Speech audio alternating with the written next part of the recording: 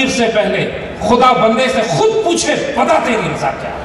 1940 میں مسلمانوں نے اللہ کو اپنی مرضی بتائی تھی، رب ہم یہ چاہتے ہیں، we want this to happen, we don't care what the difficulties are, we are willing to pay every price۔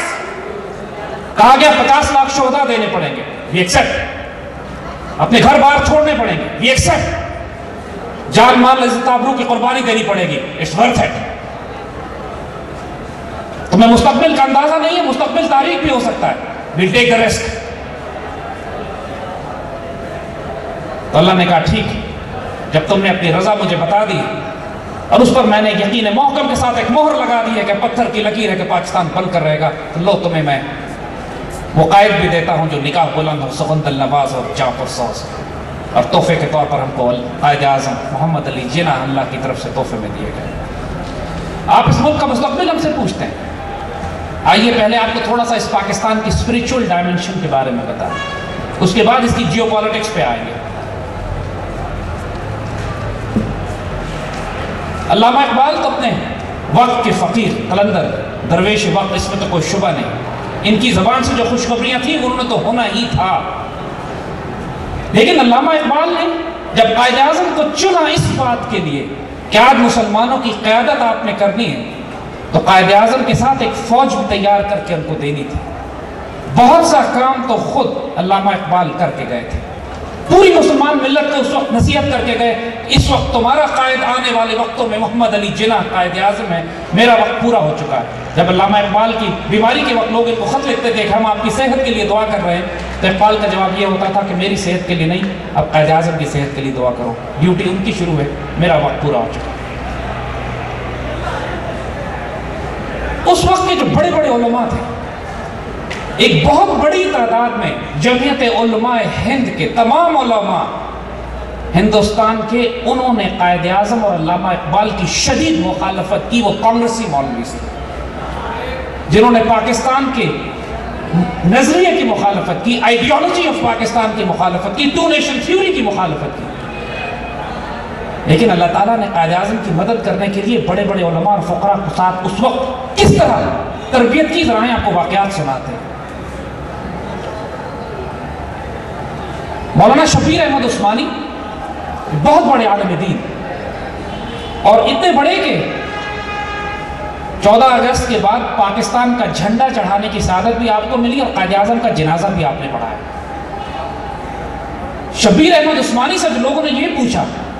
کہ جب تمام بڑے بڑے علماء قائد اعظم کی مخالفت کر رہے ہیں تو آپ کیوں قائد اعظم کی حمایت میں اپنا سر دھڑ کی بازی لگائے ہوئے ہیں؟ حال یہ تھا کہ اس وقت کے تمام کانگریسی مولویوں نے کفر کے فتوے جاری کر دیے تھے شبیر احمد عثمانی پر بھی اور مولانا اشرف علی تھانوی پر بھی، اس لیے کہ انہوں نے اپنا پورا وزن قائد اعظم کے ساتھ ڈال دیا۔ مولانا اشرف علی تھانوی نے تو یہ اپنی بیوی سے کہا کہ مجھے اچھی طرح اللہ کے ولیوں نے، فقیروں نے، مجذوبوں نے بتا دیا ہے کہ 1947 میں پاکستان بن جائے گا، اگر میں زندہ رہا تو میں پاکستان جا کر ہجرت کر کے پاکستان میں آباد ہو جاؤں گا، اگر پاکستان سے پہلے میں وفات پا گیا تو تم ضرور جانا پاکستان اور پاکستان جا کر زندگی گزارنا۔ 1942-43 میں اشرف علی تھانوی صاحب کا انتقال ہو گیا، ان کی بیوہ پاکستان بننے کے بعد پاکستان آئی اور لاہور میں قیام فرمایا اور یہاں انتقال کیا۔ اشرف علی تھانوی فرماتے ہیں کہ مجھے روحانی طور پر اللہ کے ولیوں نے روحانی طور پر اشارے ہو چکے ہیں کہ یہ ایک بہت بڑا کام امت و ملت کا ہونے والا ہے، اور دل جگر اور جان کے ساتھ اس میں اپنے آپ کو قربان کرتے تھے۔ پاکستان کی بنیادوں میں ایک اسپریچول ڈائمنشن ہم کو بہت شروع سے نظر آتی ہے۔ شبیر احمد عثمانی سے جب یہ پوچھا گیا تو فرماتے ہیں، اب ذرا حوصلے سے سنیے گا یہ بات ویڈیو ڈاکومنٹڈ بھی ہے، جن لوگوں نے شبیر احمد عثمانی سے خود سنا اور کتابوں میں بھی چھپی ہوئی ہے۔ شبیر احمد عثمانی رحمۃ اللہ علیہ فرماتے ہیں کہ میں خود شروع میں قائد اعظم کے بارے میں بہت شک میں مبتلا تھا کہ یہ شخص جو انگریز ظاہراً دیکھنے میں نظر آتا ہے، انگریزی لباس پہنتا ہے، انگریزی بولتا ہے، اردو جانتا بھی نہیں ہے، یہ شخص مسلمانوں کی نمائندگی کس طرح کر سکتا ہے؟ تو فرماتے ہیں کہ میں نے ایک دن خواب میں حضور صلی اللہ علیہ وسلم کی زیارت کی۔ حضور صلی اللہ علیہ وسلم خواب میں تشریف لاتے ہیں اور آپ کے ساتھ قائد اعظم کھڑے ہوتے ہیں، اور حضور ان کی طرف اشارہ کر کے فرماتے ہیں کہ اس کی مخالفت نہ کرنا، یہ میرا مجاہد ہے۔ میرے بچوں، if you realize مسلمان اسپرچول فلسفی میں حضور صلی اللہ علیہ وآلہ وسلم کی طرف سے براہ راست کوئی انسٹرکشنز آنا اتنی انٹینس اسپرچول وزڈم ہے، اتنی انٹینس اسپرچول ڈائریکشن ہے یہ، جس کا انکار نہیں کیا جاتا۔ اس کی صرف ایک مثال ہم آپ کو دیتے ہیں۔ جب صلیبی جنگوں میں سلطان نور الدین زنگی کو، اس صلیبی جنگوں میں حضور صلی اللہ علیہ وآلہ وسلم نے خواب میں آ کے اشارہ فرمایا کہ 2 صلیبی مدینے میں مجھے تنگ کر رہے ہیں، ان کا جا کے سر قلم کرو، تو اس حضور کی اشارے پہ خواب پر سلطان نور الدین زنگی نے اپنی فوجوں کا دستہ تیار کیا، مدینہ پہنچے، اور وہ واقعہ آپ کو یاد ہوگا کہ جب پورے مدینے کے شہریوں کو بلا کے انہوں نے تلاش کیا، 2 صلیبی تلاش کیے جو حضور کے روضہ مبارک میں خندق کھود کے جسم مبارک کی بے حرمتی کرنا چاہتے تھے۔ وہ ساری ملٹری کیمپین، پورا اتنا بڑا اسٹریٹجک پلان بلڈ ہوتا ہے اس روحانی خواب پہ جو حضور صلی اللہ علیہ وسلم نور الدین زنگی کو براہ راست اشارہ فرماتا ہے۔ اور مسلمان تاریخ میں ایسے ہزاروں واقعات ہیں کہ جب کمانڈ اینڈ کنٹرول روحانی طور پر اللہ تعالیٰ نے اپنے ہاتھ میں رکھا ہوتا ہے، حضور صلی اللہ علیہ وسلم کا خاص فیض عطا ہوتا ہے۔ علامہ شبیر احمد عثمانی کے اس خواب کے بعد پیر جماعت علی شاہ، پیر عثمان کی شریف اور بڑے بڑے بزرگ جن کو اپنے طور پر وہ روحانی ڈائریکشن تھی کہ یہ پاکستان کیا ڈیوٹی اور کیا رول ہے، کیا بننے والا ہے، ہونے کیا والا ہے اس پاکستان کے ساتھ۔ میرے بچوں، آپ کو صرف ہم تھوڑی سی ایک بات بتا دیں، جب اللہ تعالیٰ یہ فیصلے کرتا ہے کہ اس نے کائنات میں ایک بہت بڑی تبدیلی لے کر آنی ہے، جب اللہ تعالیٰ یہ فیصلے کرتا ہے کہ اس نے ایک تیز بارش برسانی ہے تو اس سے پہلے بادل اور ٹھنڈی ہوائیں خوشخبریاں لے کر آتی ہیں، جب اللہ تعالیٰ نے یہ فیصلہ کر دیا کہ یہ پاکستان بننا ہے اور آنے والے وقتوں میں اس پاکستان میں امت مسلمہ کا مرکز بننا ہے، تو اس کے لیے خوشخبریاں اور بشارتیں پاکستان بننے سے برسوں پہلے سے آنی شروع ہو گئی تھی۔ یہ پاکستان، اور اب آپ کو ایک واقعہ اور بتاتے ہیں جس کا براہ راست تعلق قائد اعظم سے۔ یہ واقعہ بہت ریئر ہے، بہت کم کتابوں میں اس کو ڈاکومنٹ کیا گیا ہے، لیکن یہ ڈاکومنٹڈ ہے۔ ہمارے پاس وہ کتابیں بھی ہیں، انشاءاللہ اس کے ریفرنسز بھی ہم اپلوڈ کر دیں گے۔ قائد اعظم جب ہندوستان تشریف لاتے ہیں ولایت سے، آپ بچوں کو تھوڑی سی تاریخ معلوم ہوگی کہ 1930 کے بعد قائد اعظم مایوس ہو کے انگلینڈ چلے گئے تھے اور 3 سال تقریباً انگلینڈ رہے۔ علامہ اقبال آپ کے پیچھے جاتے ہیں، آپ کو کنونس کرتے ہیں کہ واپس آئیے، پاکستان بنانے میں آپ کا کردار ہے۔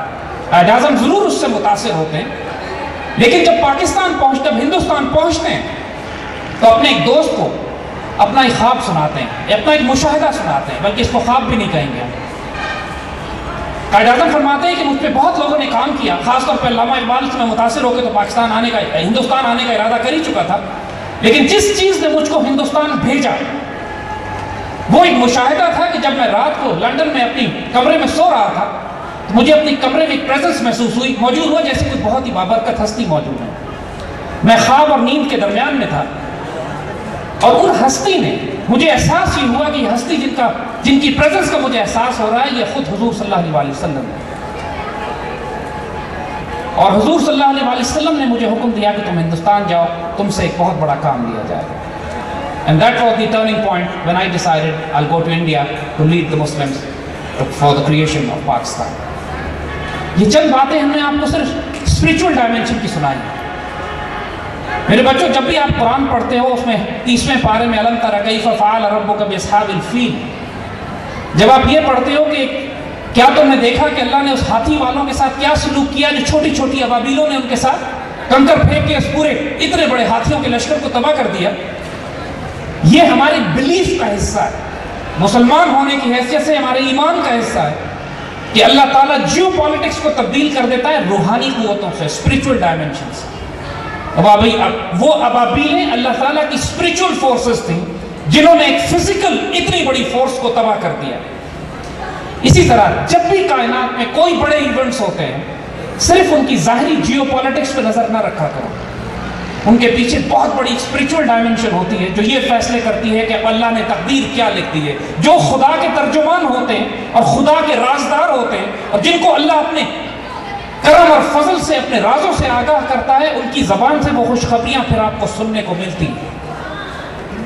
عشق و فریاد لازم تھی سو وہ ہو چکی، اب ذرا دل تھام کے فریاد کی تاثیر دے۔ یہ پاکستان کی اسپریچول بنیاد تھی، یہ روحانی ڈائمنشن تھی جو ہم نے آپ کو دی، جس پاکستان کے بارے میں لوگ یہ سوال